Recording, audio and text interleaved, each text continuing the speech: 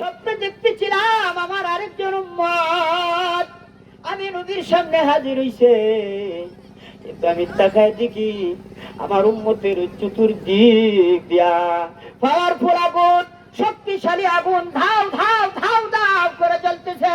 চতুর্দিক দিয়ে আগুন ছাড়ে বেষ্টনী দিয়ে রাখছে, আর এই আগুনের মধ্যখানে একটু জায়গার মধ্যে আমার একটা উম্মত দাঁড়ায় রয়েছে। আমার উম্মতটা যখন ডান দিকে যায়, ডান দিকে গেলে আগুনের সাথে টাচ লাগে, বাম দিকে যায় আমার উম্মত, বাম দিকে গেলে আগুনের সাথে টাচ লাগে। সামনের যখন আমার উম্মতটা যাইতে চায়, সামনের দিকে বাড়লে আমার উম্মতটা আগুনের সাথে টাচ লাগে, পাছনের দিকে যাইতেছিল আমার উম্মত আগুনের সাথে টাচ লাগে। যেই মাত্র আগুনের সাথে টাচ লাগে, এমনি তার জবান থেকে আওয়াজ বের হয়, আল্লাহ এই আগুন থেকে তুমি বাঁচাও, এই আগুন থেকে তুমি বাঁচাও। আল্লাহর কাছে দরখাস্ত করে, কিন্তু নবীজি বলেন আমার উম্মতকে আগুন থেকে রক্ষা করবে কেউ নাই, আমার উম্মতকে আগুন থেকে রক্ষা করবে কেউ নাই, কেউ নাই। কিন্তু আমার উম্মতের এই করুণ অবস্থা দেখা, আমার উম্মতের চিৎকার দিঘা আমি নবী সহ্য করতে পারলাম না। আমি দরদি নবীও আমার উম্মতকে আগুন থেকে আমি রক্ষা করতে পারলাম না। কেন পারলাম না? আমি নবী স্বপ্নে দেখতেছিলাম, কিন্তু এই অবস্থা দেখা আমি নবী মনের মতো প্রেরণা লইয়া, কলিজা বড় প্রেরণা লইয়া আমি রহমতের নবী তুমি আব্দুর রহমানের সামনে হাজির হইয়া স্বপ্নের 7 নাম্বার দাঁত আমি নবী তোমারে বর্ণনা করে শোনাইলাম।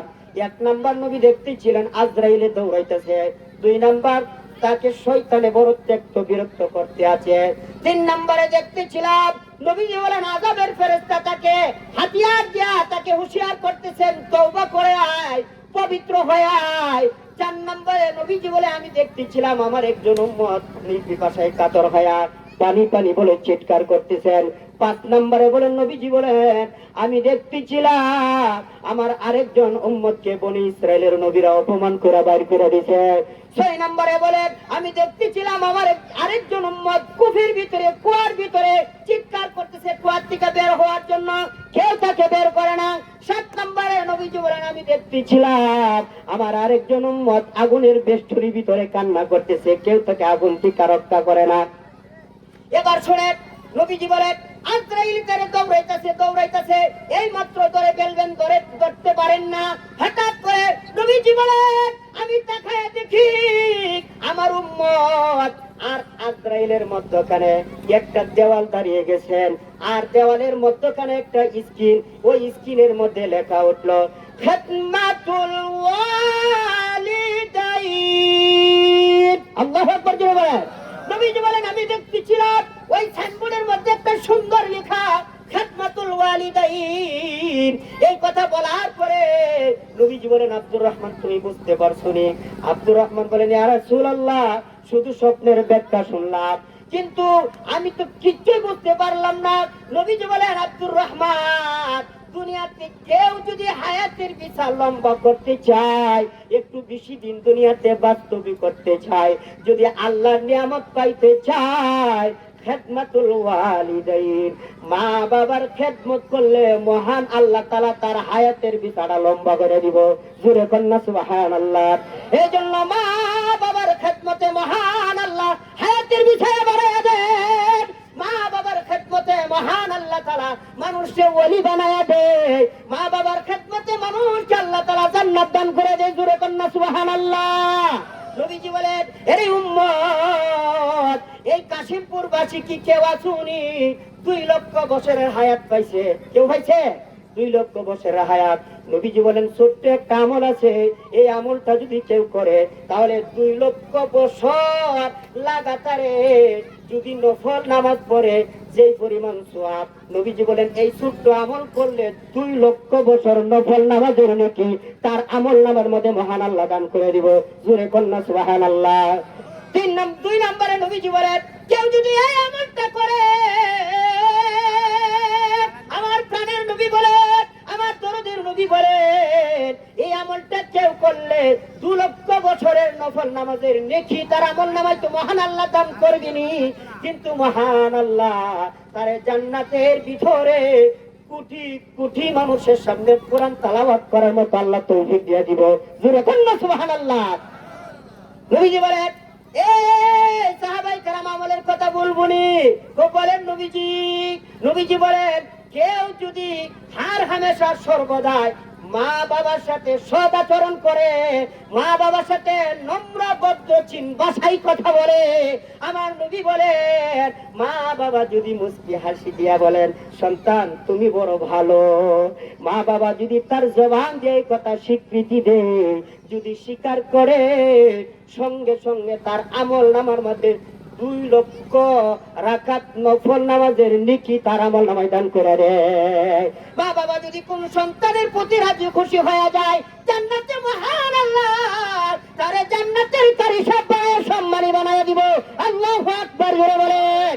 এই জন্য নবীজি বলেন এই যে আমি দেখতেছিলাম আজরাইলে দৌড়ায়, কিন্তু সাইনবোর্ডের মধ্যে লেখা হচ্ছে খিদমাতুল ওয়ালিদাইন, মা বাবার খেদমত করবা, মহান আল্লাহ হায়াতের বিচারা লম্বা করে দিব।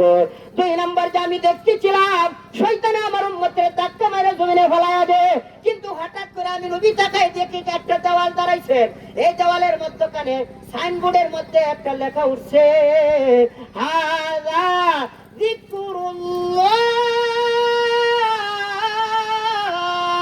আল্লাহু আকবার জোরে বলেন। কেউ যদি শয়তানের হাত থেকে রেহাই পেতে চাও, রক্ষা পেতে চাও, তাহলে বেশি বেশি আল্লাহ তাআলার জিকির করবা, বেশি বেশি আল্লাহ তাআলার জিকির করবা। ইবলিস শয়তান তোমার ঈমান হরণ করতে পারবে না। 3 নাম্বার নবীজি বলেন ওই যে দেখতেছিলাম আযাবের ফেরেশতা তাকে অস্ত্র দেখায়া ভয় দেখাইতেছে, হঠাৎ করে আমি নবী স্বপ্নে দেখি একটা সাইনবোর্ড, আর এই সাইনবোর্ডের মধ্যে লেখা উঠছে সালাত সালাত সালাত, অর্থাৎ নামাজ। কোন ব্যক্তি যদি 5 ওয়াক্ত নামাজ সঠিকভাবে সঠিক সময়ে আদায় করে, তারে মহান আল্লাহ তাআলা তারে মহান ওই আযাবের ফেরেশতার হাত থেকে তারে রেহাই দিয়ে দিব। জোরে কন্না সুবহানাল্লাহ। যেই ব্যক্তি নামাজ পড়বে 5 ওয়াক্ত, তার কবরে কোনো আযাব হবে না। 4 নাম্বার নবীজি বলে ওই যে পানির পিপাসায় কাতর হয়ে চটপট করতেছিল, হঠাৎ করে দেখি একটা সাইনবোর্ড, আর এই সাইনবোর্ডের মধ্যখানে লেখা উঠছে সিয়াম সিয়াম, অর্থাৎ রোজা। কেউ যদি মাহে রমাদানের রোজাগুলা সঠিকভাবে আদায় করে, নবীজি বলেন ওই যে দেখতেছিলাম কে জানা আমার উম্মতকে আমার পাশে বসাইছেন, আমার পাশে বসানোর পরে হাসরের ময়দানে ওই উম্মতটাকে, যেই উম্মতটা সঠিকভাবে মাহে রমাদানের রোজাগুলা আদায় করবে, আমি নবী নিজের হাতে হাউজে কাউসারের পানি পান করাইয়া তার কলিজা ঠান্ডা করে দিব, জীবনে আর পানির পিপাসা হবে না। 5 নম্বরে যে দেখতেছিলাম আমার ওই উম্মতটা বনি ইসরাইলের নবীরা অপমান করে বাড়ি করে দিছে, কিন্তু হঠাৎ করে দেখি সাইনবোর্ডের মধ্যে লেখা উঠছে গুসলুল জানাবা, জানাবাতির গোসল। স্বামী আর স্ত্রী পবিত্র মিলনের পরে যে গোসলটা করতে হয়, ওই গোসলটাকে জানাবাতির গোসল বলা হয়। ওই গোসল নিয়ে অবহেলা না করে যদি সাথে সাথে পাক পবিত্র হয়ে যায়, নবীজি বলেন কে জানা আমার উম্মতটাকে আমার পাশে বসাইয়া দিল। হাসরের ময়দানে যদি তোমার নবীর পাশে তুমি থাকতে চাও, তোমার নবীর পাশে যদি তুমি বসতে চাও, তাহলে জানাবাতের গোসল তুমি সাথে সাথে করে পবিত্র হইবা। যদি পবিত্র হয়ে যাও, দুনিয়াতেও পবিত্র অবস্থায় থাকো, হাসরের ময়দানে আমি নবীর সাথে তুমি থাকবা। জোরে কন্না সুবহানাল্লাহ। ওই যে 6 নম্বরে দেখতেছিলাম আমার উম্মতটা অন্ধকার কুফের ভিতরে, এটা অন্ধকার কুফ নয়, এটা হলো কবর, মানুষের কবর। আমার নবী বলেন নিজের হাতে যদি অন্ধকার কবরে তুমি 2টা লাশ জ্বালাইতে চাও, আমার নবীজি বলেন হাদিহি হাজ্জাতুকা ওয়া উমরাতুকা ইয়া আবদাল্লাহ। আমার নবী বলেন অন্ধকার কবরে যদি তোমার নিজের হাতে তুমি 2টা লাশ জ্বালাইতে চাও, 1 নাম্বার আল্লাহর সন্তুষ্টির জন্য হজ করবা, 2 নাম্বার তুমি উমরা করবা, তাহলে তোমার কবরের মধ্যে মহান আল্লাহ তাআলা 2টা নূরের লাইট জ্বালাইয়া দিব। জোরে কন্না সুবহানাল্লাহ। ওই যে দেখতেছিল আমার নবী বলেন আগুনের বিষ্ঠরে আমার উম্মতটা দাঁড়াই রইছে, কিন্তু হঠাৎ করে দেখি সাইনবোর্ড, আর সাইনবোর্ডের মধ্যখানে স্ক্রিনের মধ্যে একটা লেখা উঠলো। কি লেখা উঠছে আমার বাবা? হাদিহি সাদাকাতুকা ইয়া আবদাল্লাহ। আমার নবীজি বলেন ওই সাইনবোর্ডের মধ্যে লেখা উঠছে, কেউ যদি জাহান্নামের আগুনে নিজের হাতে পানি ঢালতে চাও, জাহান্নামের আগুন নিভাইতে চাও, তাহলে নিজের হাতে আল্লাহর রাস্তায় দান সদকা করবা। তাহলে নিজের হাতে যদি তুমি জাহান্নামের আগুনের মধ্যে পানি ঢাললা, জুড়ে কন্যা সুবহানাল্লাহ। তাহলে হায়াতের বিষয় বাড়াইতে ছেলে, মা বাবার খেদমত, শয়তানের হাত থেকে বাঁচতে ছেলে, বেশি বেশি জিকির, আযাবের ফেরেশতার হাত থেকে বাঁচতে চাইলে নামাজ, নবীর হাতে হাউজে কাউসারের পানি পান করতে চাইলে রোজা, আর হাসরের ময়দানে নবীর পাশে থাকতে চাইলে কি করতে হবে? ফরজ গোসল নিয়ে অবহেলা করা যাবে না, ফরজ গোসল করতে হবে। 6 নম্বর নবীজি বলেন, কেউ যদি কবরের অন্ধকার দূর করতে চায়, নবীজি বলেন হজ আর উমরা করবা আল্লাহর জন্য।